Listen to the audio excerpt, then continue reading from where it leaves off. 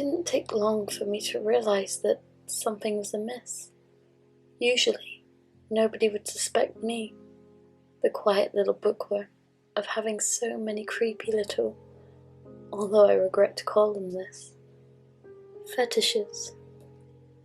It wasn't as if I didn't know these things were wrong, but it's just that I didn't think any harm could be done if I just thought about them and didn't act.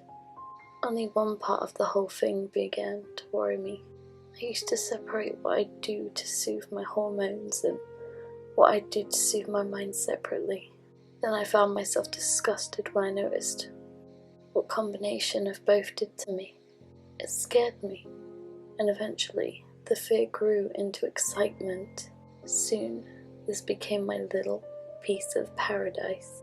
I knew it was sick, but letting my imagination roam was completely harmless, right?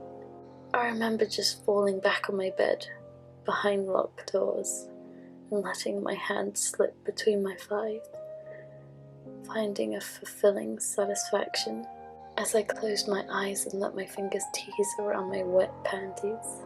This wasn't too different from what I had done as a teenager, but however what was on my mind was quite different. I used to think of the boys I wanted to lure into my bedroom, but was always too shy to. I even had the occasional fantasy of women I admired. Not that I'd ever tell them about it. But this was different. My imagination transformed my room into a dusty, dark place with blood-stained sheets. In fact, the coppery scent of blood overtook my senses for a moment, only to cause me to snap back into reality. When I opened my eyes, the smell was gone. I always did have a powerful imagination. This continued for a few more months. Every time, the thoughts got more and more vivid. Once I was past finding something disturbing, I would embrace it. It would become a new nasty little thing that I could get off on. I only shook myself from one thought that kept returning. I kept mutilating my lover. I remember in the repeating thought, I had his wrists and ankles tied to the bedposts. It was just a normal daydream of an adult rump, that is, until I started stabbing him in non-vital areas.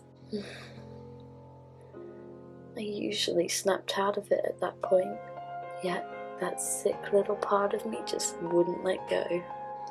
I carved my name into his chest as he screamed in pain, his cries muffled by nothing other than my left hand. Though he struggled and flailed, I only stayed where I was. No amount of what he could do while bound would buck me off. I admired my work, removing my left hand from his mouth. Of course, he began to accuse me of being a crazy bitch. I refused to hear it all. I grabbed a pillow and held it over his face until his body quit thrashing. He had lost consciousness. I tossed the pillow aside and looked down at him. He looked like he was sleeping. He looked so peaceful. Normally something like that would warm my heart, but there was something wrong. He wasn't smiling. I drew my knife across his mouth, carving a smile in his face. He woke as I was just finishing, screaming and thrashing all over the place. I wanted to look at him. I wanted to see his pretty smile. I wanted to see my name and the way it marred that perfect flesh. But he wouldn't let that happen. I kissed his bloody mouth, and the last thing it did was soothe him like it used to. I licked away the tears. The tears and the blood mixing only made my heart race. It was like I was in love for the first time. I opened my eyes this time. I opened them and then I saw it It wasn't my imagination anymore. I pulled my mouth away from his and stared down at him. Tears continued to streak his cheeks, and fresh wounds I had left on his face were still bleeding. My heart was throbbing in my chest, and I drew my hands up to my face to gasp in shock. It wasn't my imagination. What about all those other things I dreamed up? Had I done those too? I stared down at those accusing eyes. I could hear him try to say something, but he was too hoarse from his screams to even speak. For some reason I felt no regret. I knew I should, but I didn't. A grin began to creep over my face, the corners of my lips being tugged at, even though I knew this was no time to be smiling. Still half naked, I leaned over him, only to whisper sweetly, "Baby, you've made me so happy." Afterwards, I curled my arms around him to sleep. I don't know what made me do that.